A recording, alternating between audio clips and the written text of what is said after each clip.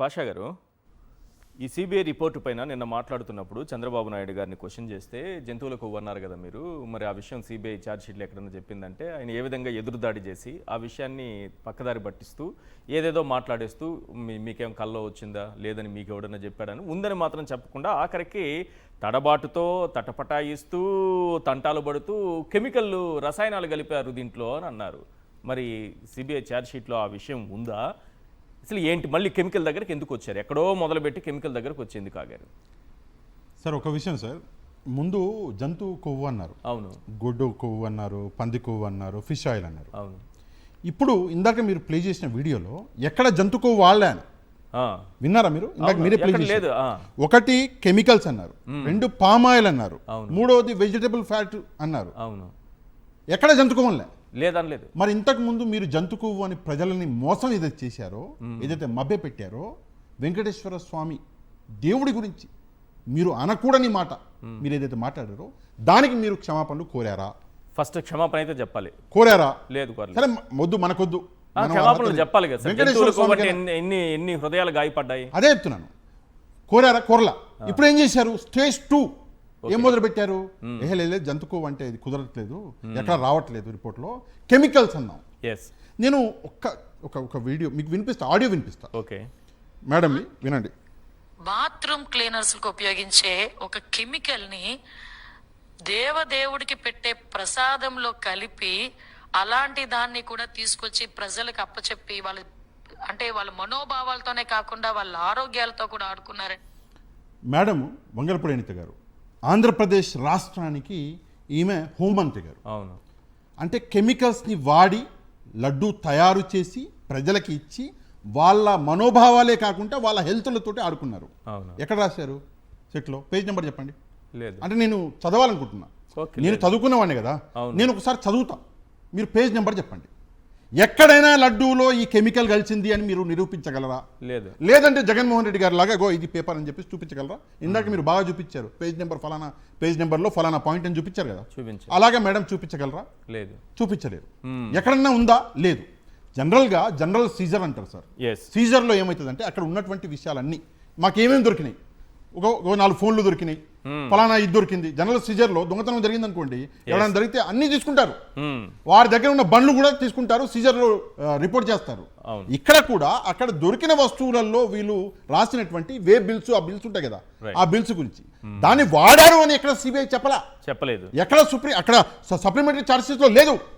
మరి మీరు ఎలా చెప్తున్నారు? మీరు ఒక ఫైనల్ రిపోర్ట్ అంటున్నారు, మీరు ఒక హోంమంత్రి. సరే, హోంమంత్రి గారు ఏంటంటే భలేవారు, మీరు ముఖ్యమంత్రి చెప్పిండంటారా? అంతే కదా, అంటారు కదా. మా ముఖ్యమంత్రి గారు కూడా చెప్తున్నారు ఏమని వాడారని చెప్పి. అంటే ఏం చెప్పాలో అర్థం కాల. జంతు కొవ్వు లేదు, జంతు కొవ్వు అంటే మొత్తం ఉల్టా అయిపోతుంది, ప్రజలు వ్యతిరేకిస్తున్నారు.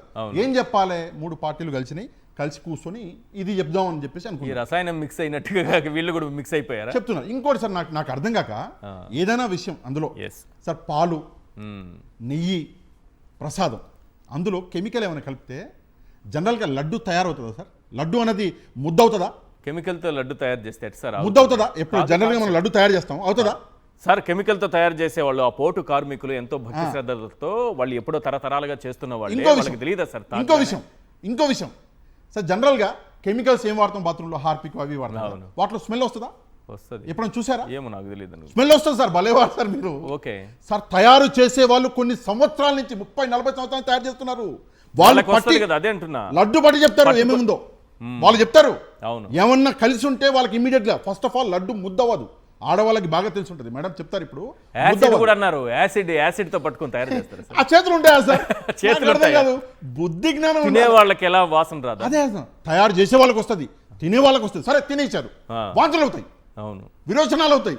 జనరల్ గా తెలుగుదేశం పార్టీ నుంచి ఒకళ్ళని ఎవరినన్నా తీసుకోండి, మీరే తీసుకోండి, ఎవరినన్నా మీ నాయకుల్ని, అంటే మీరే అందరు కలిసి ఒక డిసైడ్ చేసి ఒక వ్యక్తికి ఈ హార్పిక్ ఏదన్నా ఒక 5 ml తాపి చూపించండి. ఆయనకి ఇమీడియట్ గా వామిటింగ్స్, మోషన్స్ అవ్వవా? అవుతాయి. చూద్దాం అవుతాయా లేదా. అవుతాయి. రెండవది సార్, నారా లోకేష్ గారి ఒక్క నిమిషం మాట్లాడతా. నారా లోకేష్ గారిని అమాయకంగా కూర్చోబెట్టారు. అవును, పవన్ కళ్యాణ్ గారిని ముందుకు నూపుతున్నాడు. రేపు పొద్దున్న బూమ్రాంక్ అయింది అనుకోండి, ఈ జంతు కొవ్వు లాగా బూమ్రాంక్ అయితే మళ్ళీ పవన్ కళ్యాణ్ బకరా. ఓకే ఆ జంతుకోవుకి పవన్ కళ్యాణ్ బక్రా అయ్యిండు. ఇప్పుడు ఈ కెమికల్ కి పవన్ కళ్యాణ్ బక్రా. తన కొడుకు జీవితం నాశనం కాకూడదు కదా. ఇప్పుడు ఈయనంటే 77 ఏళ్ళు, సైలెంట్ గా ఉన్నారు లోకేష్. ఇప్పుడు ఈయన 76 ఏళ్ళు. ఈయన రాజకీయ జీవితం సరే ఓకే అంటే బాగా అనుభవించారు, మంచిగా వర్క్ చేశారు, ఓకే. కానీ పాపం మంచోడు, భవిష్యత్తు ఉన్నోడు. ఈ ఇందులో లాగితే రేపు పొద్దున బూమరాంగ్ అయితే ఎట్లా అని చెప్పి ఎవరిని ఎత్తుకాలే, మళ్ళీ పవన్ కళ్యాణ్ దొరికింది. పిలిచి మీటింగ్ లో కూర్చోబెట్టి నువ్వు super heroine, super heroine, super heroine అంటే నేను సూపర్ హీరోయిన్ అని చెప్పేసి పోయిండు. ఏం చెప్పాలి చెప్పండి అంటే రాసి ఇచ్చినట్టు ముక్క ఆడబెట్టినాడు. ఇంకో విషయం చూసారా అద్దాలు తీస్తున్నాడు, పెడుతున్నాడు, ఆడబెడుతున్నాడు. ఆ ముక్క రాసింది ఇంతే, వాళ్ళు ఇచ్చింది. తీస్తున్నాడు, పెడుతున్నాడు, మాట్లాడుతున్నాడు, తీస్తున్నాడు, పెడుతున్నాడు, మాట్లాడుతున్నాడు. అరే నేను ఏం మాట్లాడుతున్నా, నా రాజకీయ భవిష్యత్ ఏంది, నాకు పార్టీ ఏడిసింది, నాకు 20 మంది ఎమ్మెల్యేలు నాతో పాటు 20 మంది ఉన్నారు మొత్తం కలుపుకొని, నా భవిష్యత్ ఏంది అని ఆలోచించాడు.